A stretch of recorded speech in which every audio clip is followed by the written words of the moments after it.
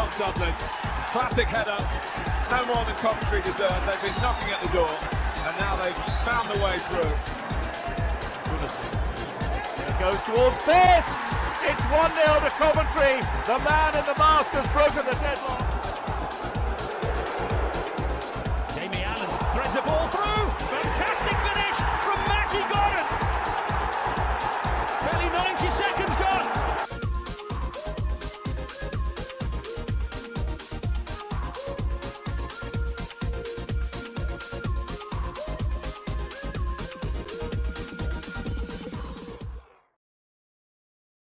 Yeah, well, good evening and welcome to another edition of Sky Blue Fans TV. Yes, really sorry about last night's show. Mark had a few technical issues. The others of us were all out and about and spending some family time together and stuff. So, unfortunately, Mark did have some very, very bad internet connections last night. That's why he's not on tonight. So he's called me in for here. And we've got this little show that we're going to do for you this evening. But before we kickstart the evening, just a few things to mention for you all. Don't forget, we've got a competition running. I will be announcing the winner tomorrow, live from the DW Stadium in Wigan. And we have got 2 tickets for the Neville Staple concert this Saturday, the 18th of March at the Rialto Plaza. So if you're not going to Blackpool, or you're coming back on the same day and you want something to do when you get back, we do have 2 free tickets to give away. We will announce the winner tomorrow evening.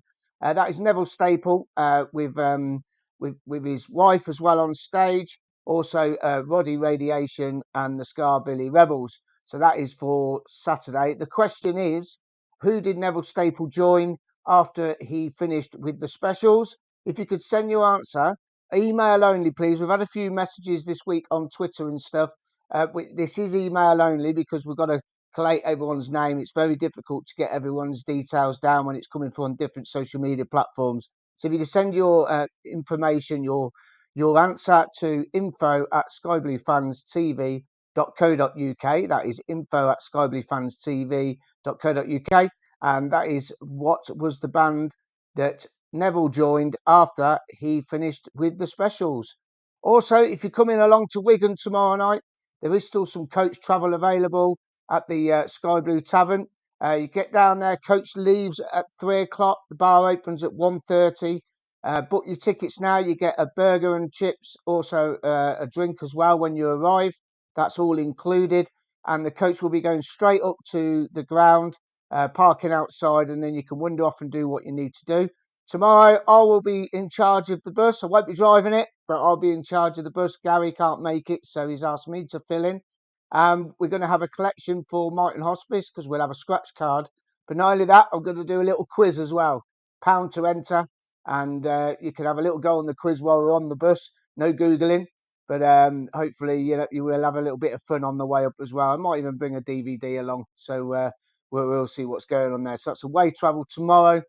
And not forgetting, if you're not going tomorrow to Wigan, you can nip down, have a nice curry at the Sky Blue Tavern, watch the game live down there on all the big screens, and you can grab yourself a curry and a pint, and just enjoy your evening really. So that's a starter, curry and rice with a naan and a beer for $19.99, bargain price. So let's get on with the show. We've got some guests coming on, and they've been on a couple of times now. They're late substitutes, so we drafted them in at last minute because it's all been a bit of a mad rush today. But just want to introduce, first of all, Claudio. Good evening. Evening, Miles. You all right?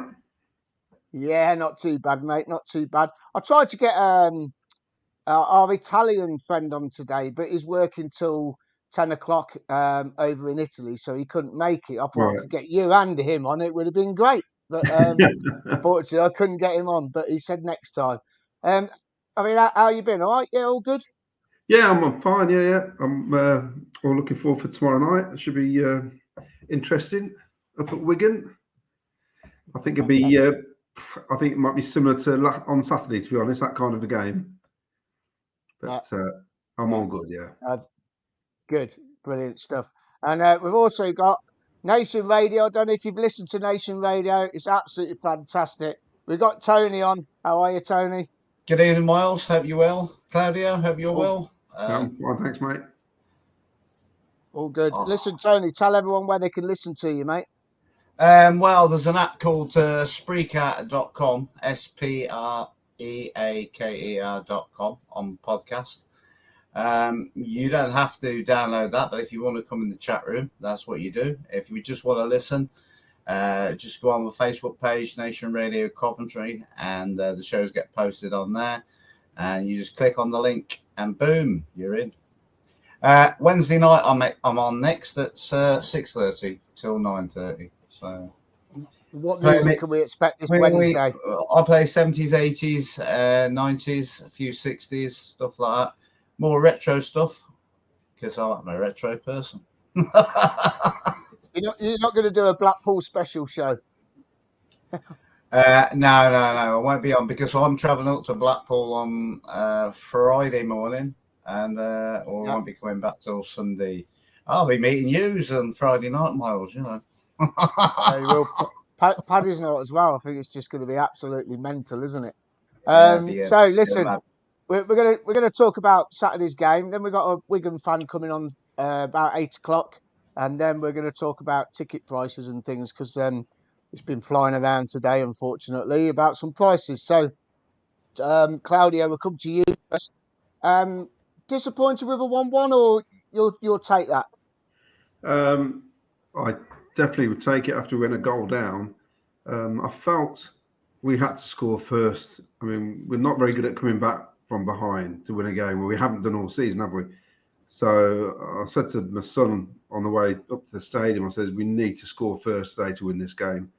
My fear was that going a goal behind would, that would make it difficult for us to score. And in the end, the goal we scored, although we had chances first and second half, the goal we scored was a miss-hit pass from Victor and a miss-hit shot from Matty Godden. No doubt if he'd hit it well, he'd just probably stuck it in the back of the stand like he did with the better chance he had later on.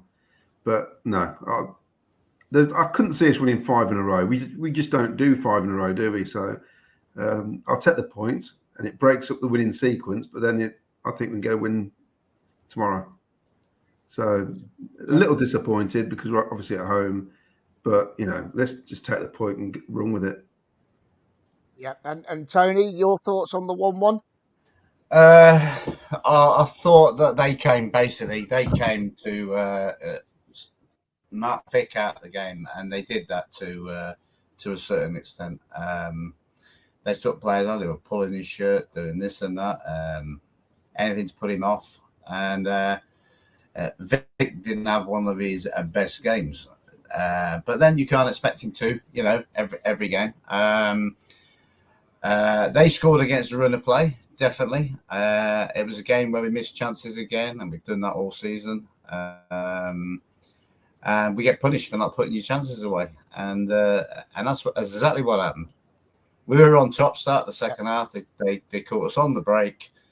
What a goal, though. Won the goal. But I think, who was marking? It's Callum Doyle, I think. Did he just back off him a little bit to allow him to get the shot in? And boom. And then you fight. Yeah, and then you fight an uphill task. But I did think we were unlucky not to win it at the end. But we'll take that 1-1. There's nothing we can do now. Just move on till tomorrow. And I can see this being like Claudio says, a very close game up there. Yeah. So let's just keep our fingers crossed for tomorrow night. We'll see what happens. I mean, do you think that we had a case for 2 penalties in the game? I thought in the first half there was a definite foul on Howley in the box. Yeah, I thought the first one was a definite. I thought to me it looked definite, but from what they were saying, they reckon he went into him in around. That's why he didn't give the penalty. They said Howley sort of moved into the tackle. So you get them sometimes, and sometimes you don't. I can remember Matty Godden getting one last season. I think it was last season, and it was proved they accused him of diving. Yeah. So it swings around about. Yeah. Claudio, did you see it as a penalty? It's weird because I had a good view of that because I'm in block 18 and quite high up. I thought initially he pulled him by his arm. Then when I saw the replay, he caught his leg, but I think it was just outside the box. But it was a foul. He caught him, so we should have had something. And the fact the ref didn't give it, I mean, then he should be booked for diving because it looked like a horrendous dive then, and so I don't understand that. So it's a penalty, free kick, or it's a booking for diving, isn't it? He just gave nothing, gave a goal kick, which seems strange. I mean, the second one I didn't see. Was that down the other end? The appeal for the penalty, the second one. Yeah, handball. I think it was a handball that everyone sort of screamed about. Yeah. It's at pace, wasn't it? So, but they're given, aren't they? They get given quite often, actually. And no doubt, if we got the VAR, well, if we had VAR, we could have had 2 penalties then, because that's what happens with VAR. Yep. But I mean, for a game like how close it was, and obviously the goal came against the run of play. Now, apparently it was Fads that was at fault for the goal. He charged out, leaves a huge gap. Howley should have had a pen as well. Hall got away with a lot of the dark art stuff on and off the ball.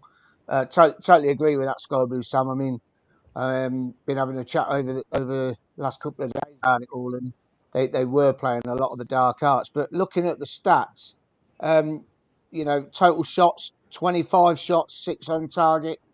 Corner wise, I mean, it just literally, we had 10 corners, and I think we only beat the first man once, I think, out of those 10 corners. I mean, where do you think it's gone wrong set piece wise? Because obviously, when we had a lot of the possession in the first half, I mean, the set pieces have just gone to pot, haven't they, lately, Claudio?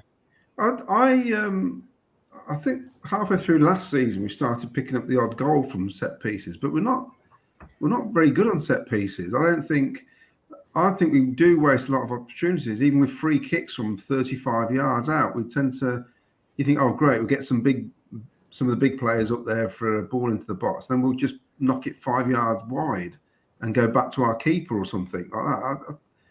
I mean, the deliveries from the corners were poor. They were poor, and it didn't matter who took them. They were just all poor, weren't they? There was nothing. I mean, in fact, there were some deliveries from open play that were poor as well. We weren't getting past the first man. So yeah, it's frustrating because you see other teams against us, and they always feels like they can get the ball in the box where it's dangerous. On Saturday, it wasn't very good at all. And like I said, it didn't matter who took it. It was it just wasn't beating that first man. Wasn't having it at all, was it? Tony, I mean, what are your thoughts? I mean, no one even got a yellow card. But I mean, what are your thoughts on the set pieces at the moment? I mean, I think there was 3 different set piece takers on Saturday. I mean, do you think that works, having 3 different set piece takers?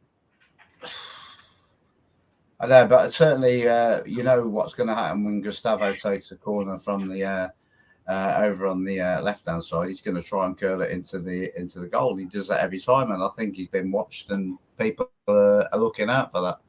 Where maybe if he puts it, say, on the penalty spot, you'll get more people attacking it, because he's probably the best deliverer of the cross from there, and also Fankati Dabo's a good crosser of a ball as well. I do remember one item when I think Norton Cuffy came on, and he went over to take a corner, and he put it right along the ground. It was like a skidder right on the ground. Luckily, they put it out for another corner. We got another guy, and I think from that one, McNally just headed it over from the second one. But so McNally and Carl McFadden, certainly, I think Carl McFadden's well renowned for scoring from set pieces, headers, and that. He did it against Forest start of last season. Yeah. With him. So I don't know what it is. I think it's just a phase we're going through at the moment. Well, I think we'll score from them again. I don't think we've ever looked dangerous from short corners. Dion Dudlin's left. That's when Big Dion played. You just felt like you got someone in the box who's going to get his head on the ball. And even And even going back to the 80s when we had someone like Mark Haitley, Gary Thompson, who just get on the end of them every day and pop them in. I think we haven't really had. When was the last? Who was the last big target man we had? Probably Delia Bowler, wasn't it? The bit like that. Who could head? I think everyone thought Panzo was going to start banging them in because he scored, I think, nearly in every game during the friendly. Yeah. So I think that's probably one of the plans that we probably had in mind. And Doyle hasn't scored yet. I think McFadzean's bagged a couple in this season, but it's just one of those, isn't it? Really, we haven't got someone that can run in on it. I mean, I can remember when Dion used to play, we used to do the near post flick on, didn't we? That was the route. Yeah. McAllister put it into the near post and it'd be flicked on and he'd come in at the back post. We don't seem to have a routine, do we? It's basically Hamer will take one and try and squeeze it in, and then it's basically just lump it into the penalty area and hope for the best. I don't see anybody running off in different directions, or I don't know. You just I thought Hamer's free kick in the first half. He had a nice free kick, didn't he? It was quite far out. And he had a go at it, didn't he? And the keeper made a nice save. I mean, that's probably the first time he's really sort of looked like scoring from a free kick for a good couple of months now, isn't it? But we've got to sort it out with set pieces. And I said that when you're playing teams like Hull and even Wigan tomorrow, I think we've got to be careful of these set pieces that keep coming in at us because any crosses in that we're quite vulnerable. I've got where's it gone? I've lost it. I've got a comment here. I don't know if you guys have seen this from your average Cov fan. Good evening, mate. Clive Eakin said that the Vic contract rumours weren't true, as it was a mistake by the commentators on the EFL show. Now, I read about this today, and apparently the goal celebration, he was like this or something, and they turned around and said he was celebrating signing a new contract. I mean, I've heard people say about the Diamond Club that Doug King, it's his key, it's his aim to get him to sign a contract. Do you think he's going to sign a contract, Claudio? I would hope. Well, they've got to offer him an extended contract. It's simple as that, really. And we need to get him on another 2 years at least, or another 2.5 years if you sign it now. Because that's the only way you're going to get more money for him as well. If you want to sell him, if you're going to sell him. But if we've got the chairman, if he's saying all the right things at the minute, well, he's going to have to prove it, hasn't he?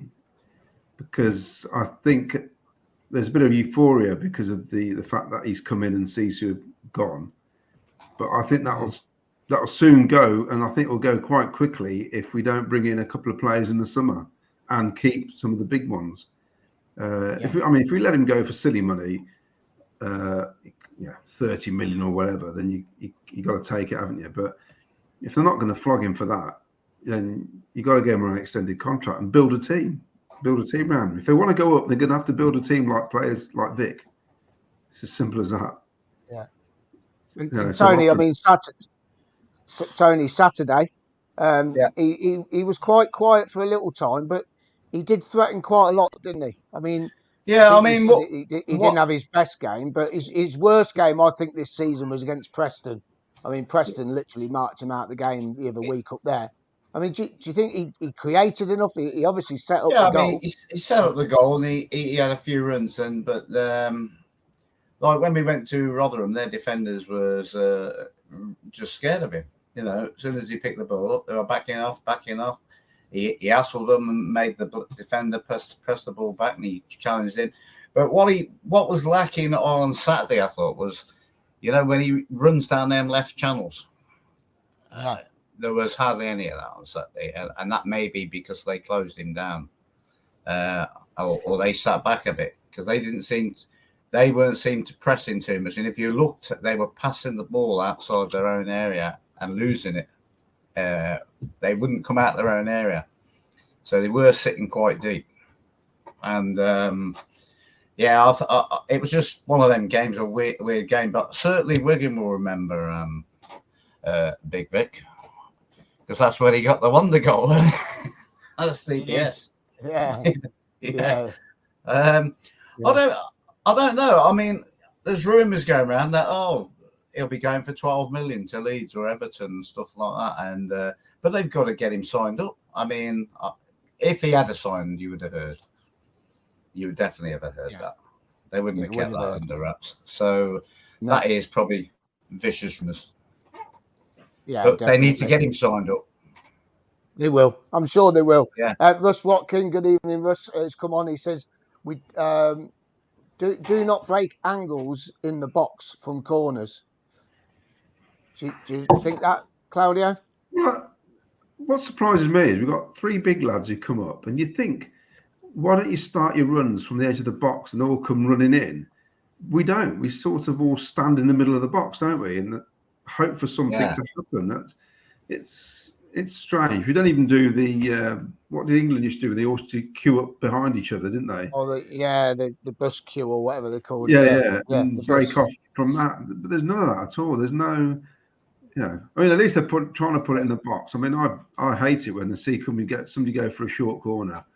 That does my head in a short corner. That's pointless. I mean, quickly, when an away team take a corner against us, you're worried, aren't you? Yeah, We're always worried that they're going to score. When we take a corner, you think to yourself, well, nothing's going to happen from this. Yeah. When we take a corner, you know. It's like when someone launches a long throw against us. Yeah. You know, what's coming from here? We could go on to our throw-ins as well, because our throw-ins are absolutely rubbish. I don't know what we get the ball, and you think, what we're going to do from here? Because I mean, when we had McCallum, what's Big Vic taking? That was pretty good.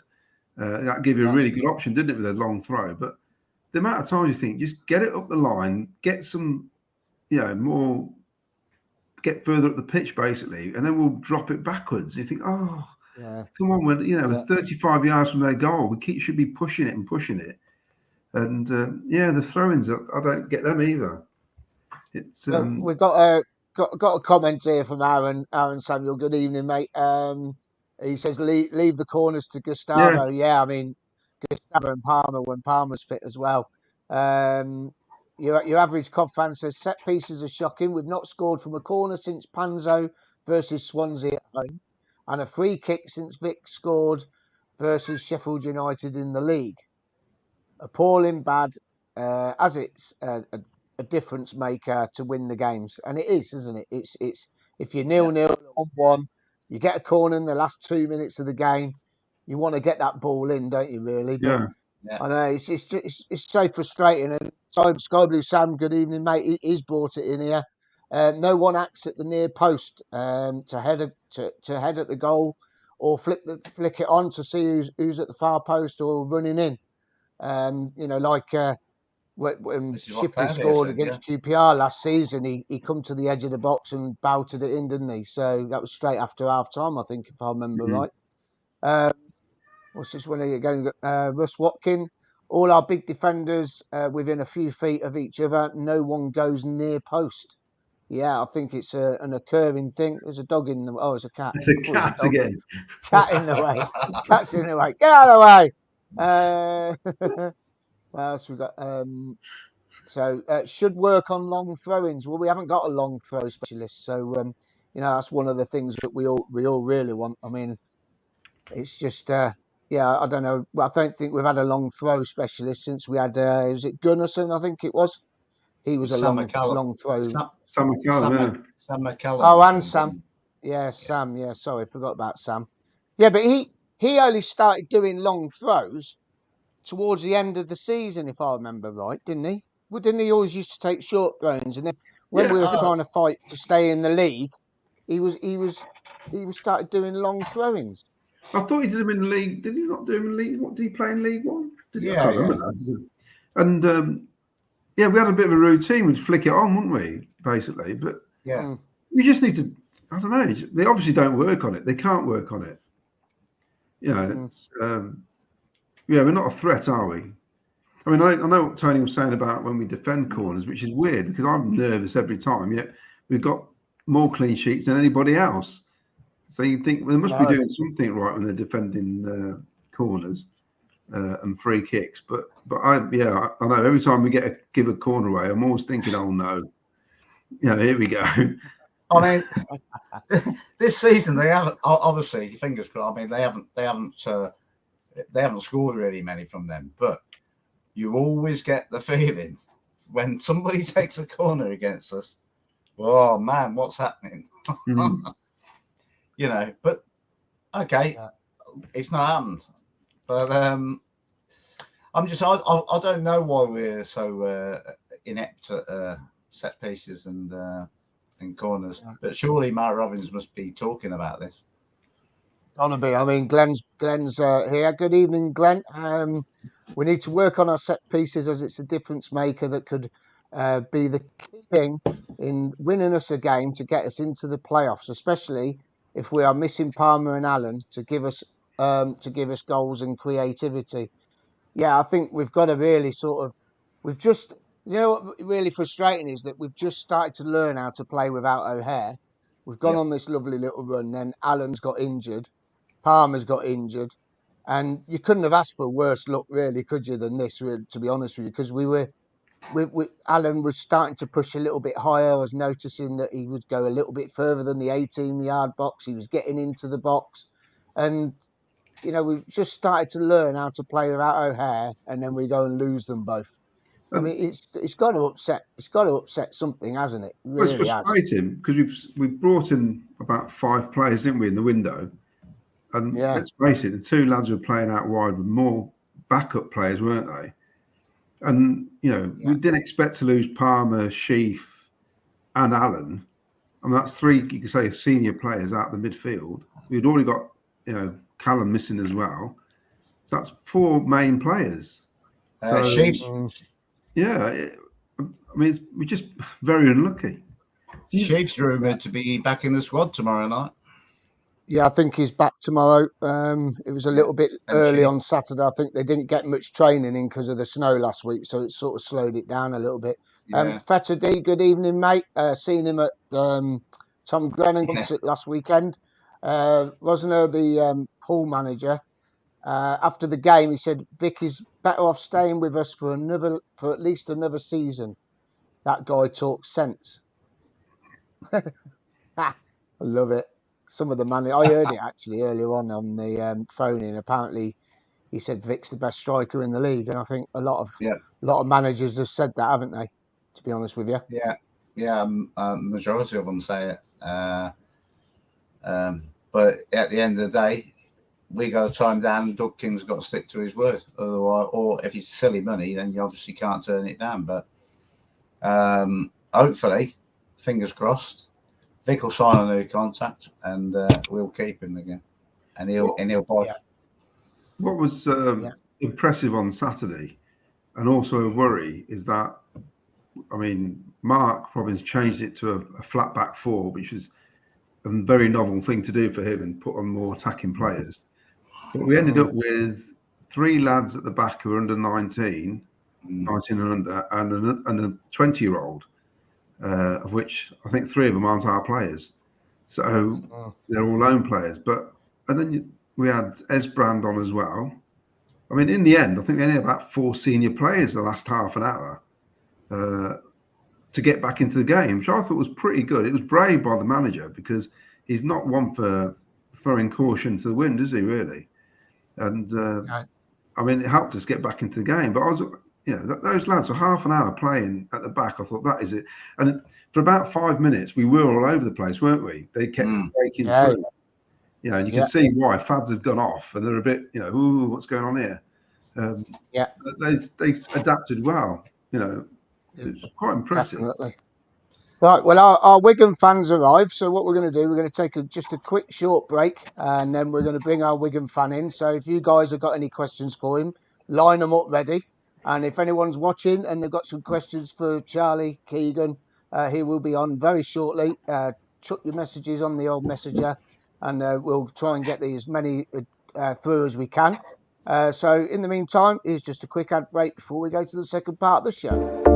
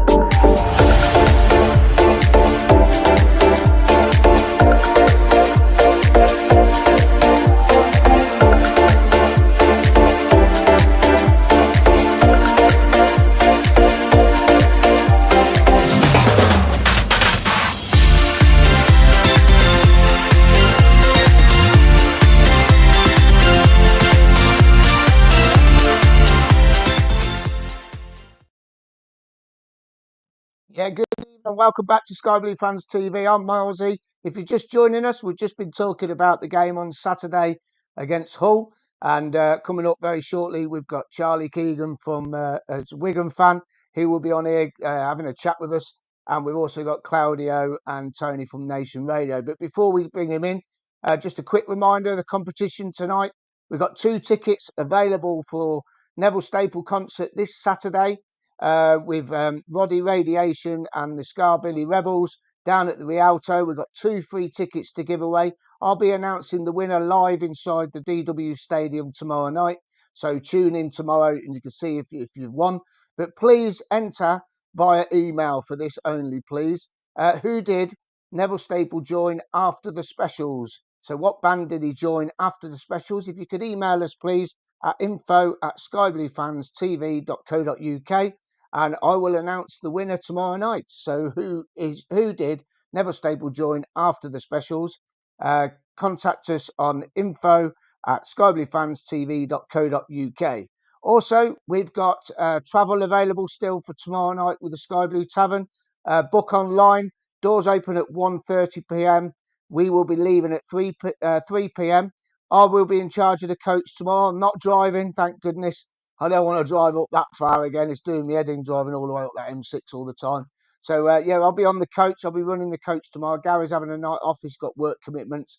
We'll be having a quiz on the bus as well. And also, we will be doing the scratch card, raising money for Myton Hospice, doing that tomorrow. We're going to get on with the show.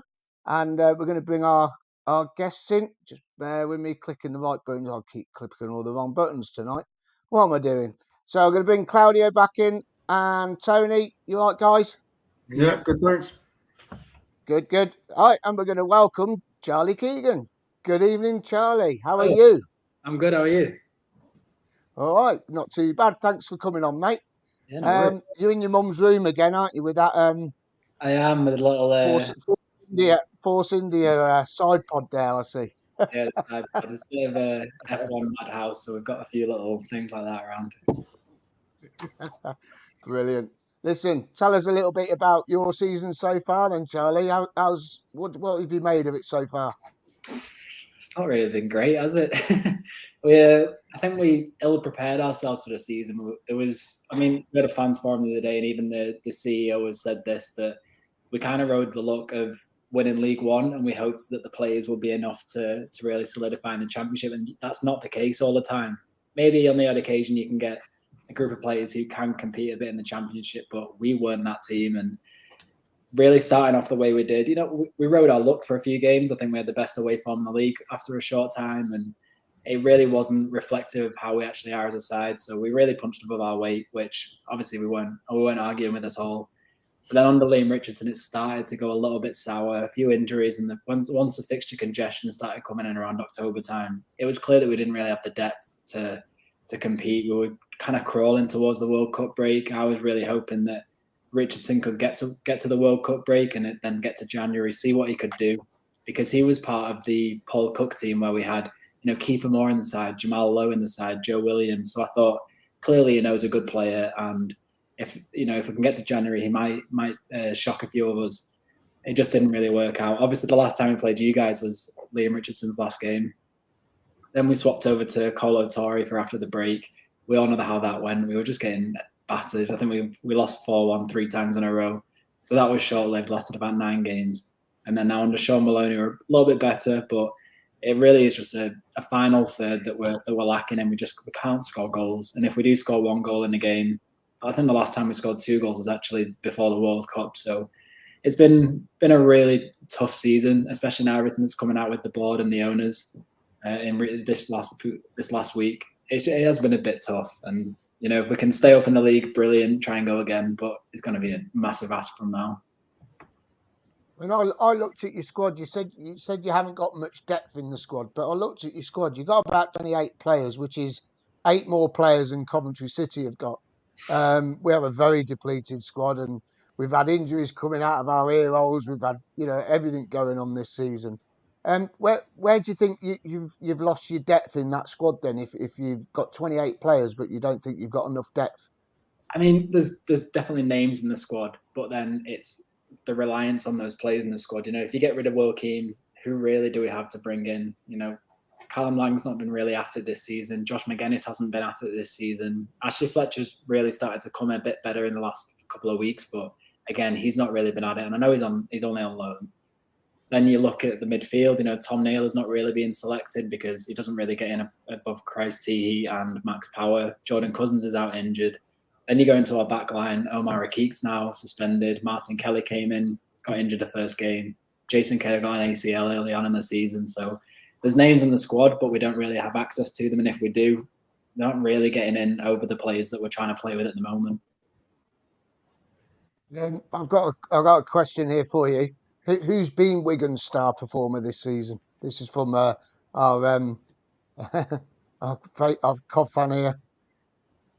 I think it's hard to shy away from Will Keane. I don't think that you really get to 10 goals and you can't be considered a star performer. He hasn't scored in the last 10 games, but then, you know, we haven't been firing in the last 10 games at all. So I think it's going to be very hard to choose somebody else other than Will Keane. Maybe you can look at Charlie Hughes, who was a youth academy defender, came through. He's only 19, playing at centre back. He's brilliant.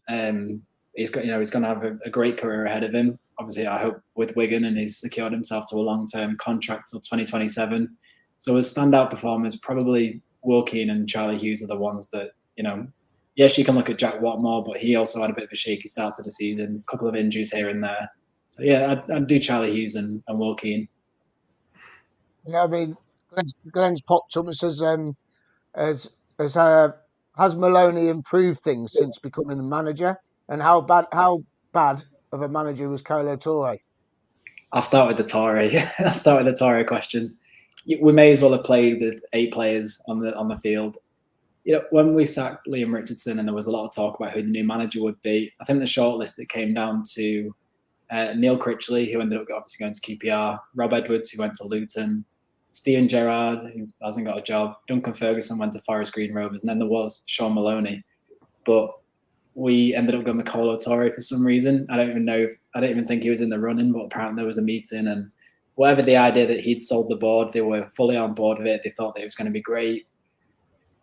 It was difficult because it was clear that he was going to try and get us to play a bit like a Premier League side, a bit like Leicester, where you would pass out from the back and you would try and grow from the back. But you can't do that with this group of players, and especially not really in the Championship, where the game's different to the Premier League style.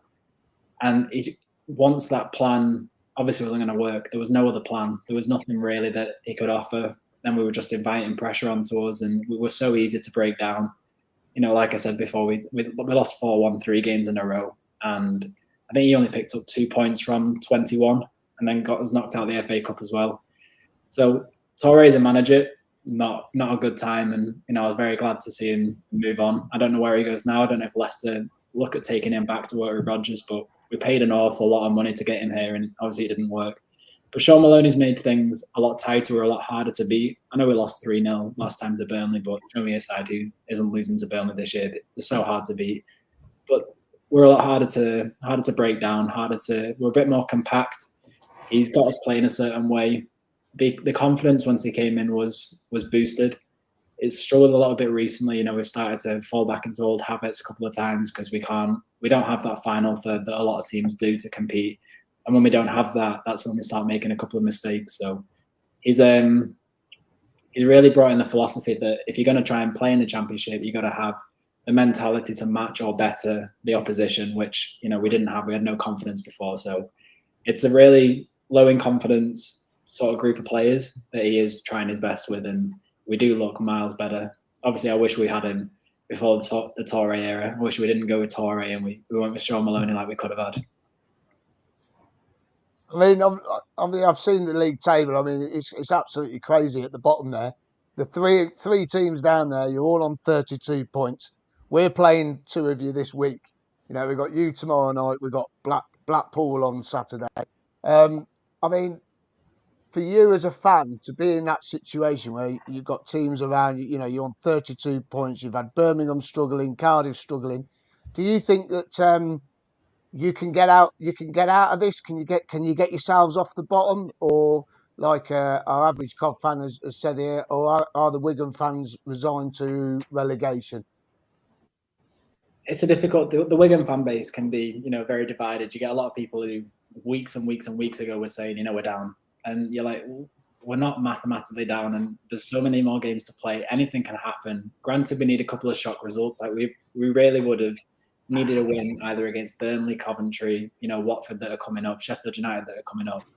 And I think if we are to stay up, it's going to take one of those shock results. But also, we've got to try and win the games that we can try and win, like the Blackpool game that's coming up, Rotherham, QPR, Millwall, to it maybe, Stoke.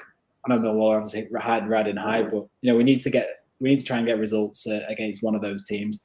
Obviously, it's not over until it is, and Huddersfield, I know, are facing an administration problem. Whether they get a big points deduction, I'm not too sure. Blackpool, they are really fighting. They got a draw against Burnley a couple of weeks ago, so they're obviously fighting. Cardiff are struggling a little bit, and realistically, we just need 7 more points than Cardiff get by the end of the season to leapfrog them. We're not going to be able to stay up on goal difference because ours has just taken so much of a hit, so it is going to come down to points. But then you look at QPR, who I think up until the weekend had the worst form since the World Cup. So, they were being dragged into it a little bit. So there is a way out, but how we get there, I'm not too sure, especially when you're struggling to score. Draws don't get you anywhere fast, and we were just drawing under Maloney for a while, and we only got the 1 win. So, we're going to have to start getting these wins from somewhere to do it. How many points do you think you're going to need? Realistically, I mean, everyone always says 50 is the safe point. People are predicting this year is going to be the lowest to stay up. What do you realistically think that you need to do to stay up? How many points do you think you need? It's difficult. I think Cardiff are on 38. I can't see them not getting 1 or 2 wins before the end of the season, so that's going to put them, on 44 or whatever it is. I think last season the team that escaped relegation finished on 41 points. Before that, it was 44, and the season before that was 49. So you're always looking around the 45-point mark to try and be in it. But it's difficult. But realistically, if we're going to do it, we need to try and get to 45, which we're a way off at the minute. So there is games that we can do. If we can get to 45, I think great. There's a lot of Wigan fans that don't even think we can get out of 40s, or out of 30s, into the 40s. So I would hope 45 should be enough, but then you're really hoping on Cardiff not to do anything really. Yeah. And what sort of attendances have you been getting lately? Because obviously with the season being up and down, I mean, what sort of crowd are we expecting tomorrow night? I know we've sold, I think, 1,200 now, so we're bringing 1,200 up on a Tuesday night, wet, windy. It's warmed up a little bit, but it's going to be one hell of a journey up the M6. Yeah, I mean, obviously we never get close to selling the DW Stadium out. If anything, it is too big of a stadium for what we really need at this level. In the Premier League, you're obviously going to be pulling in the attendances, or if you have a big game against Man City in an FA Cup or one of those teams, you're always going to be near capacity. But no, when it comes to Championship, usually between 10,000, 11,000 home fans, maybe sometimes less if it's 9 on a Tuesday night or something. Between like 9 and 11,000 is really what we bring. But they are fair play to them. We're bottom in the Championship, but they're still arriving, they're still getting there. And we tried a couple of times to have sort of meet and greets with the players, when they're coming in, give them a cheer to try and boost them. They were doing that for a while. I think they're still going to be doing it. So it is good to see that sort of thing. How have Coventry got to approach it tomorrow night if we're to beat you up there on this wet March night? How do you think we can break you down? How do you think we could threaten you? Have we got to pick the ball up in our own half and run with the length of half a length of pitch again and put it in the back of the net? Bit of patience, I think. I think if stumbling block against Burnley, which is most teams' stumbling block against Burnley, is just how patient they are on the ball. And they will just pin you in, work you until no player was standing still when we played Burnley, unless they were in a perfect and ideal place to pick that ball up, and then they would do something with it. Everybody else was constantly moving, and Gustavo Hamer is a player that really worries me because I think he's very good at doing that. It doesn't matter where Gyökeres picks the ball up. Obviously, like we saw last time, he'll just run the length of the field and score. So it's going to be. I think Jack Watmore maybe is out, so our defensive line is a bit short anyway. no, I just think a bit of patience, and then I see it with Coventry anyway. You know, you're very good at taking your chances as soon as something opens up. Like Gustavo Hamer's goal last time you played us, he found a bit of space in the edge of the area and thought, if I shoot, it might go in, and it took a big deflection and it went in. So it's going to be that kind of thing, just being a bit clinical with chances. We're not really that clinical. We don't take chances a lot of the time. So there's a lot of turning over of possession. So as soon as you've got that, just that patient build-up play, and unfortunately, I think that might be enough. And I mean, for the fans that are coming up who haven't been before, it's a new ground I haven't been to. I mean, what's there to do around when we get there? Because we're leaving at 3:00. We'll probably be there for, I don't know, 5:30, 6 o'clock. So is there anything we can do while we're up there? I mean, it's based just off Robin Park retail. So there's a couple of little shops there. I think there's a couple of new food bits there. I haven't been for a while because I've been out in America and I've only just come back. So I haven't actually been to the DW for a little while. But no, I think they were building, I can't remember what restaurant it was. I think it's like something like a Nando's maybe. So there's a couple of things around there, Robin Park. It's not too far from the train station walk. There's a few little pubs around there. So it is a good place to go. It's not somewhere that's just in the middle of nowhere. Is there a dedicated away pub? I'm not too sure, to be honest. I don't really know. Yeah, But that's all right. No problem. Right, so lads, you got any questions before we go to scores?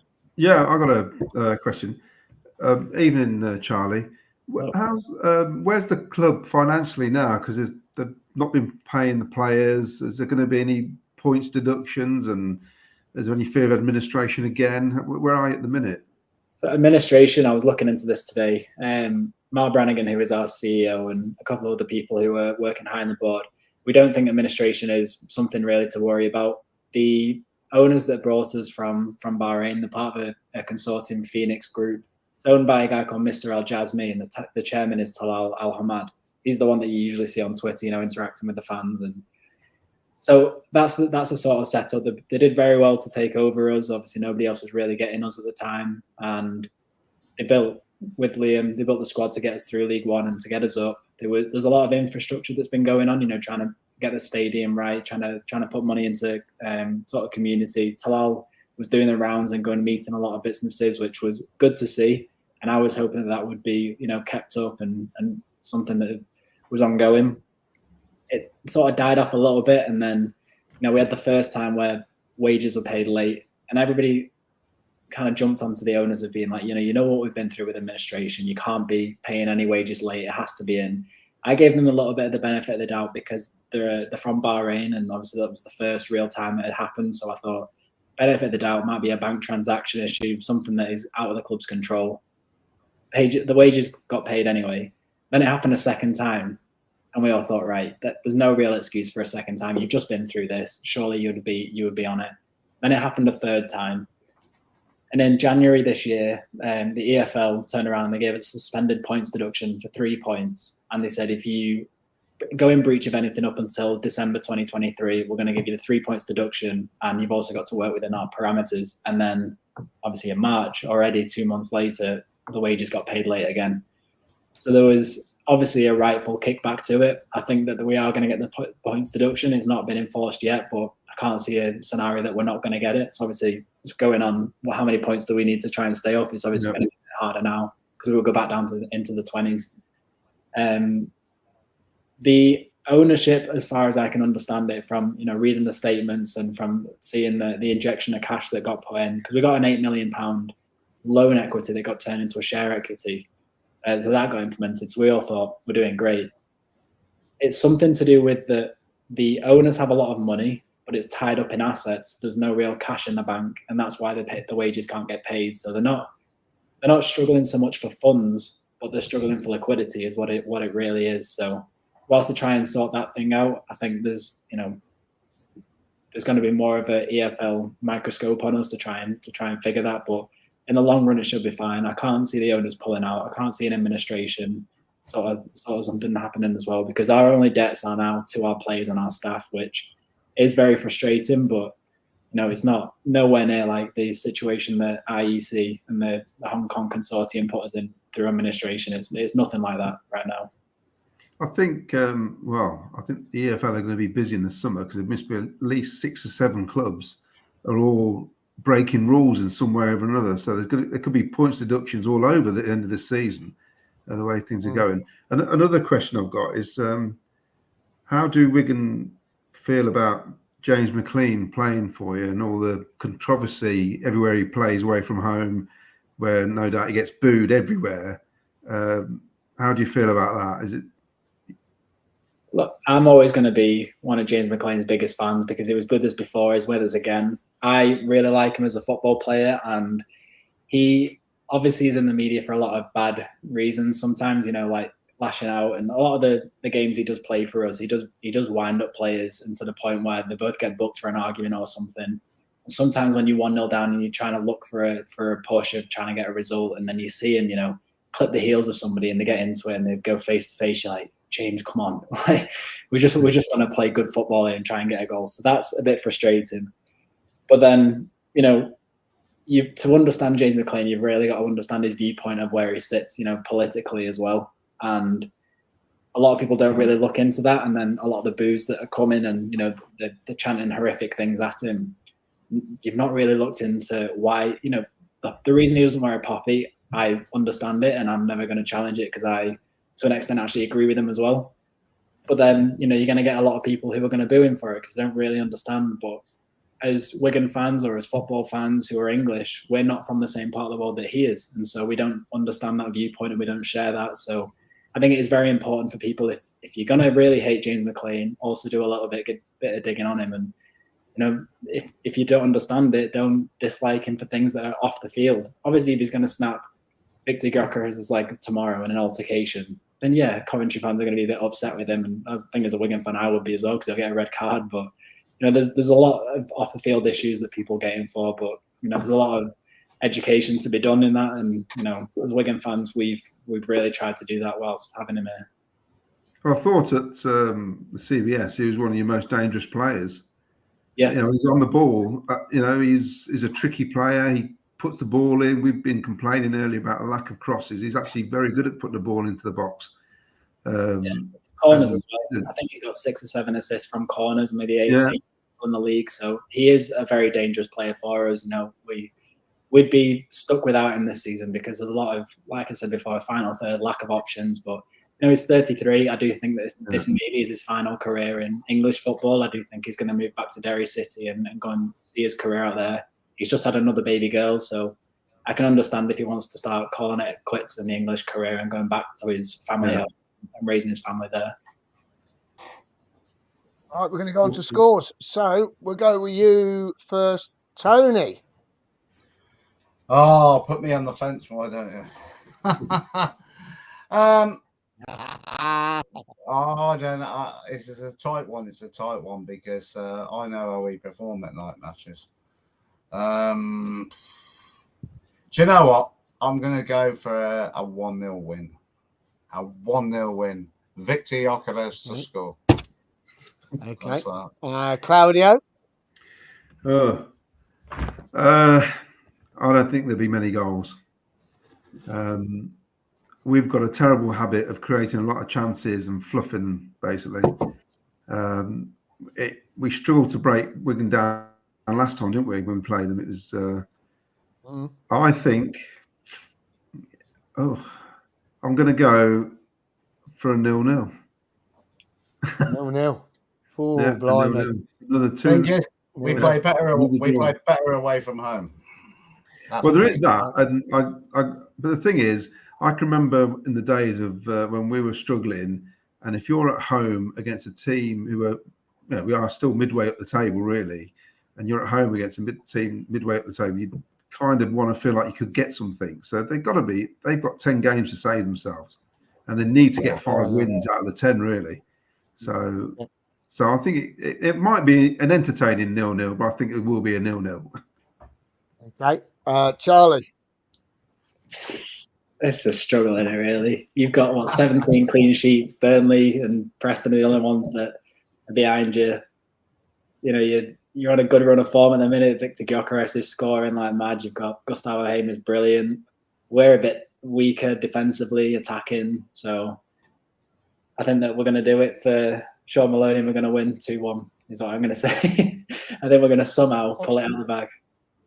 But you are three games unbeaten at home, is that right?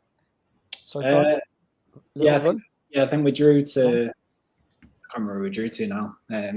All the games are going thick and fast now, but our home form has improved slightly. So I think whoever scores first won't lose because we can't win from coming back from a goal. We haven't won a game yet when we go behind. Oh, really? No. Yeah, it's when we go in front we don't lose. I think basically. I see. Once we've gone ahead, I think we've thrown away 20 points or more from winning positions. So it's never over until it's over. Interesting tomorrow then. Interesting, yeah. Just a couple of scores coming in here. Mick Davenport says 2-0 to Cov. Gyökeres and Godden to score. Glenn's come in and said we're going to win 3-0. Could easily be another Huddersfield result as Cov win by a few goals, especially if we score first. Yeah, could happen. I think it's going to be... I'm going to give you my score, haven't I? 1-0, I think. I'm going with Tony on this one. Take a 1-0 all day. Wigan 0, Cov 1, Maguire to score. Is that Sean? Maybe he could come on. He could come off the bench and score. Simon Wellsy, good evening, Wellsy. Hope you're well, mate, and the family. 4-0 Cov. That's a tall ask. I can't see it being that. Danny Drury, if not, maybe 2-1. could be 2-1. Either way. Danny is going for 3-1. You can't change. You can't have 2-1 and 3-1. You can only have one. Cov Andy 2-0 City. Has a 1-0 Wigan win written all over it. It could be one of those nights. I just the weather's just awful, and we don't travel good on a Tuesday night up the M6. But we'll have to wait and see. Well, listen, Charlie, thanks for coming on, mate.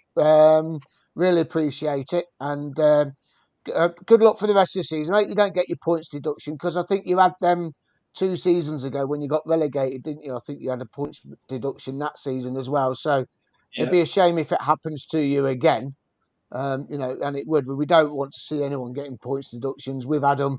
We've got a 5-point deduction suspended if we don't play any more games at the CBS. So that's all up in the air. So we know where you're coming from, mate. Obviously, we want to win tomorrow, so it's not good luck for tomorrow, but it's good luck for the rest of the season. Amazing. Thank you for letting me on. Thank you. All right. Thanks, cheers, Charlie. mate. Brilliant stuff. Thank you. Cheers. That was class, wasn't it? Absolute class. They have, Very lost a few games at home, 3 goals, 4 goals, and even 5 goals. So it could be, like someone said, if we score first, that'll open them up, and it could be a field day on the break. Yeah, we've got to score first. We can't go behind against this lot. No, got to. So let's get a few comments before we just have a quick chat about ticket prices. Paul Webbing, Tenerife. Good evening, mate. Need to beat Wigan tomorrow and Blackpool on Saturday to stay in the hunt. Yeah, I think we all agree with that. I think we've got to get.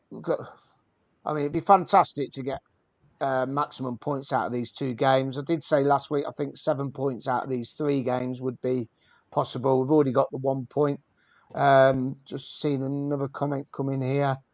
Glenn came up. That was it. A point isn't the end of the world. Got to get 4 points from Wigan and Blackpool as a minimum. That is a minimum. I think I heard Mark Robbins say that. He said on Saturday after the game, if I remember right, he commented saying that we've got to be up for it. We've got to be up for these 2 games because these 2 teams we're playing are fighting for relegation, and we know what it's like to fight for relegation. We've been there and we've done it. So you've only got to look at the first season back in the Championship. That little run we went on towards the end of the season that kept us up. It was absolutely fantastic, weren't it? Absolutely fantastic. Covandy says, Tony, where'd you get your shirt from? It was off a site, and it was the one worn by the 1981 FA League Cup semi-final side, and that they wore this one at West Ham in the second leg in 1981 League Cup. I can't remember. It was a site on. I got it off eBay, I believe. Someone was selling it off eBay, but that was it. 1981.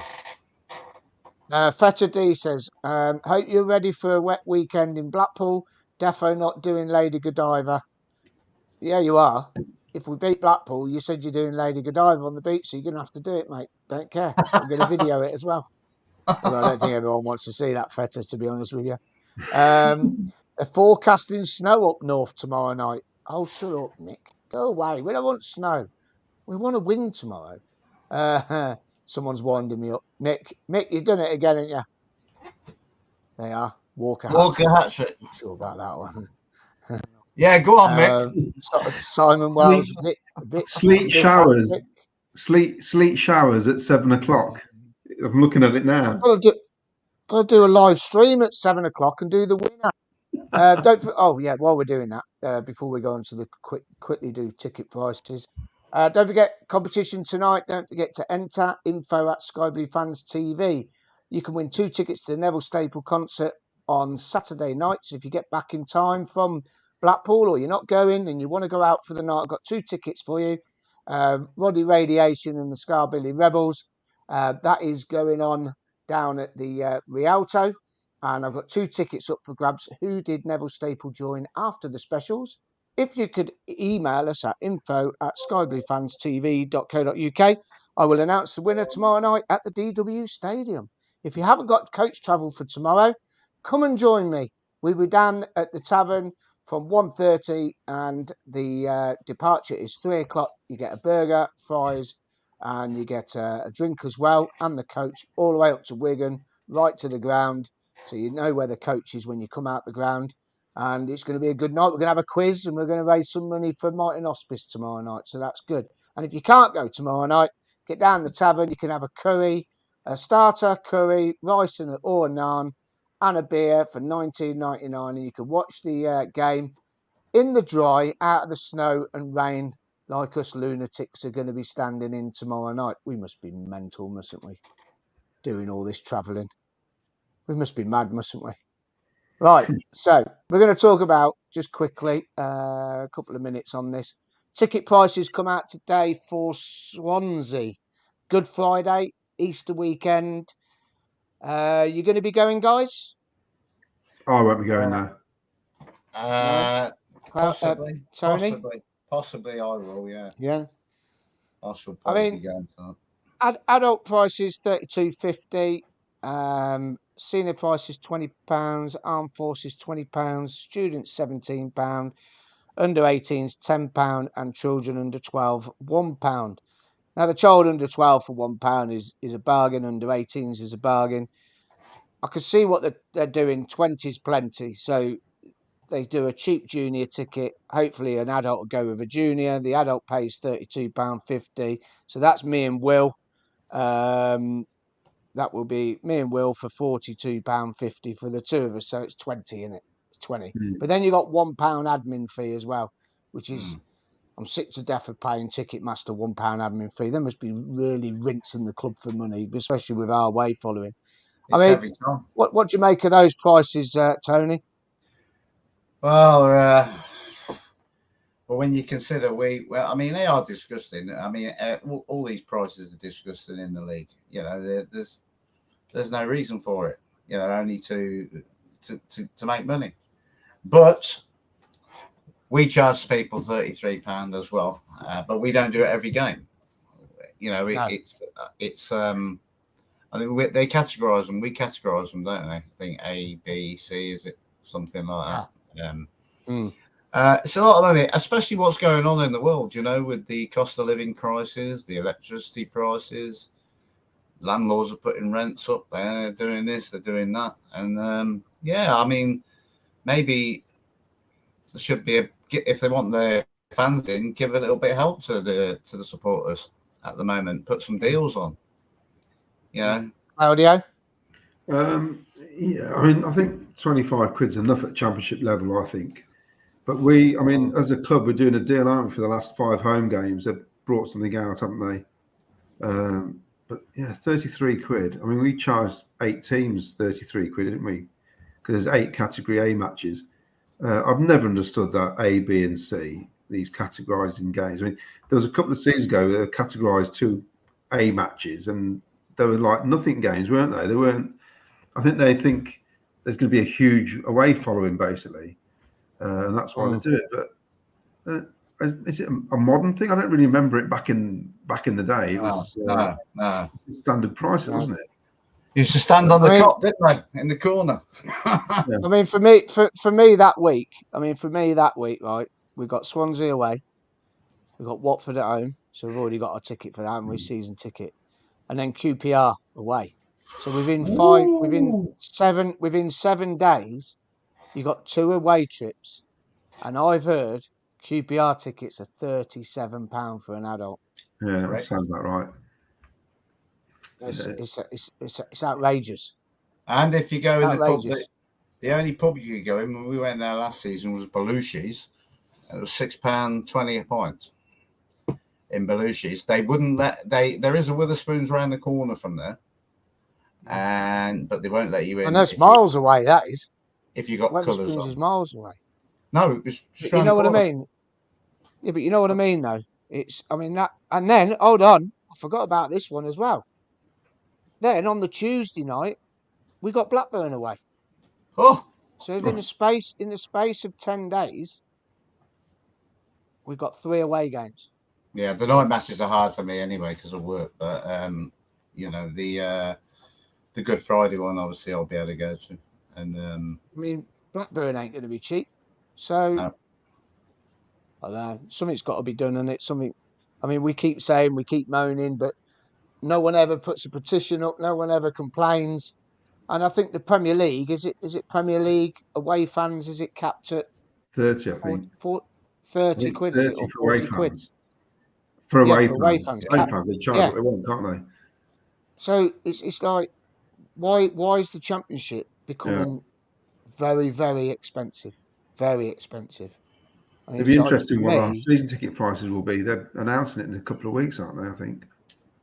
Well, yeah, but if I have to pay for these 3 away games, I won't be able to afford my season ticket at this rate. Well, I'll move next season back to Block 20 anyway. Boring Block 20. Get down Block 15. Anyway, listen, lads, thanks for coming on tonight. It's been an absolute pleasure having you on such a late notice as well. It's been a good little show. So before we go, just a quick reminder, competition, don't forget, enter. You've got till tomorrow night, till 5 o'clock to enter the competition. Okay, so we're going to draw it I'm not going to draw it at 5. I'm going to draw it about 7:20 inside the DW Stadium tomorrow night. 2 tickets up for grab for Neville Staple this Saturday. Which band did he join after the specials? Please send your entries on email only, please, at info@skybluefanstv.co.uk. We've got quite a lot of entries, and how I'm going to do it, I'm going to get someone from out the crowd to pick a number between how many entries we've got, and I'll get someone from the crowd just to pick a number out. I'll have a list in my hand, and that'll be the winner, and we'll get the tickets to you before Thursday night, because obviously we're all off to Blackpool.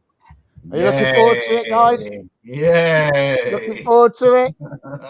God. I'll be up the M6 Friday morning. Fat Baz will be with me. Martin Cadden has just WhatsApped me the answer. What did I say?